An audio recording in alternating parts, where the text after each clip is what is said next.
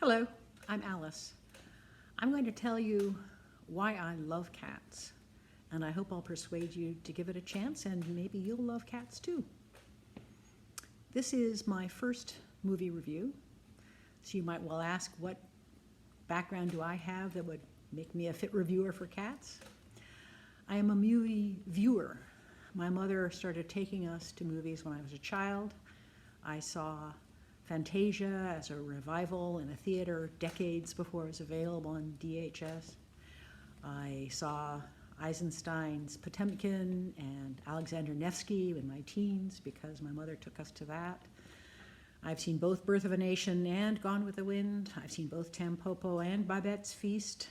I've been seeing movies from around our country and around the world for decades. I've probably seen over 4,000 movies in that time. So I'm a movie viewer, even if I'm not a movie reviewer. I also grew up on Old Possum's Book of Practical Cats. We had an LP recording of it with T.S. Eliot reading it, and I can probably recite most of the poems for you. That's most of my background for preparing to see cats. I had, of course, heard some of the music. I hadn't heard all of it, I don't think, beforehand. But it left me hopeful that something would come of it. And then I started to see the reviews of the movie and thought, oh my goodness, have they made a total mess of this? And the reviews actually intrigued me to the point where I thought, it can't possibly be as bad as they say. And out of curiosity, principally, I went to my first viewing of Cats. Yes, first viewing. I have seen Cats 3 times, more times than most of the reviewers have. Quickly in that first viewing, I realized that it was great fun.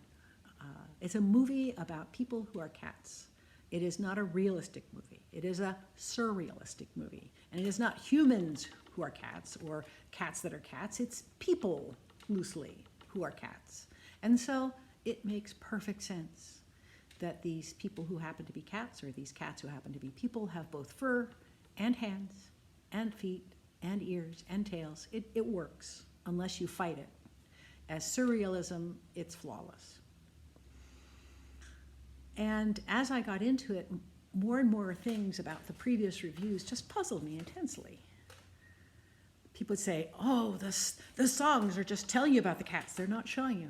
Darling, those are poems. That's what poems do. They tell you. So that should not have come as a surprise. But what most of those reviewers who complain about, oh, they're telling, not showing, miss is the movie itself is telling a story and telling several stories very well. It is, in the main, the story of Victoria, this white cat who is abandoned at the beginning of the movie, who is a jellicle by the end of it. And we see Victoria coming into a world she hasn't known, coming into experiences that help her discover who she is. And throughout the movie, we see her entering into and engaging in experiences so that she becomes more completely herself. But there are other stories in here as well. There are the stories of the relationship between Victoria and Mephistopheles, this charming, somewhat diffident, but surprisingly capable magical cat. And that relationship begins almost at the beginning and comes again into the texture of the movie at multiple points along the way. When curious and naive Victoria follows Mungo Jerry and Rumpelteazer into their exploits, she's having a great time. Mungo Jerry and Rumpelteazer are perfectly happy to abandon her to the incoming dog and go, when they see that she's stuck. But as she struggles, in through the window comes Mr. Mephistopheles and is willing to take the risks of coming in and perhaps facing a dog in order to rescue Victoria. And after this little escapade, and they're coming back to the main group of cats, there's another interaction, very interesting. As they come along, they encounter Munkustrap, the more or less narrator, an older cat who feels some responsibility for the kittens. Munkustrap notices that Victoria has on her wrist a bracelet, shouldn't be there, And Mr. Mephistopheles quickly says, "Oh, it's mine," and takes it to give a cover story for Victoria. And you can see on Munkustrap's face how he's weighing. Is she being drawn away and corrupted by Mungo Jerry and Rumpelteazer? Or is she just harmless kitten exploration? And he satisfies himself that this is just harmless exploration. There are so many instances through the movie where there are these visual cues of the inner life of the cats that the story is fully told. It just isn't spoken in words. How has no one mentioned Victoria's name? Victoria! She is triumphant at the end. She is triumphant over abandonment, over exclusion, over fear, over ignorance. How does no one mention that?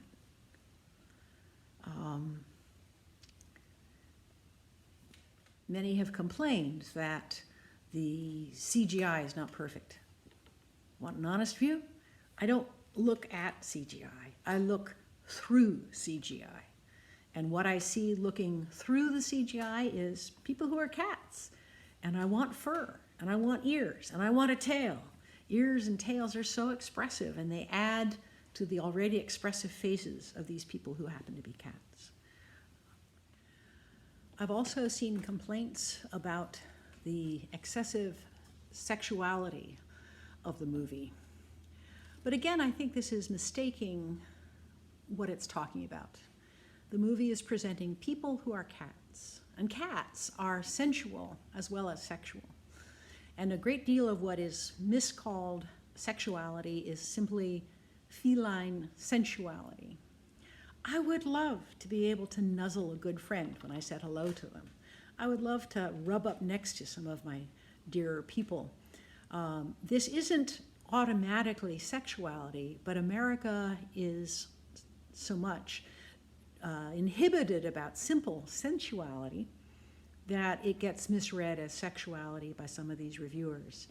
I would be perfectly comfortable letting a child of 10 see this movie. There is really not anything that's inappropriately sexual about it. Rum Tum Tugger, pretty delicious, but not so explicit that it's a problem, I think. So that is another common complaint that I think is unfounded. So there you have it. I love cats. I've seen it 3 times, kept seeing new things on the 3rd time.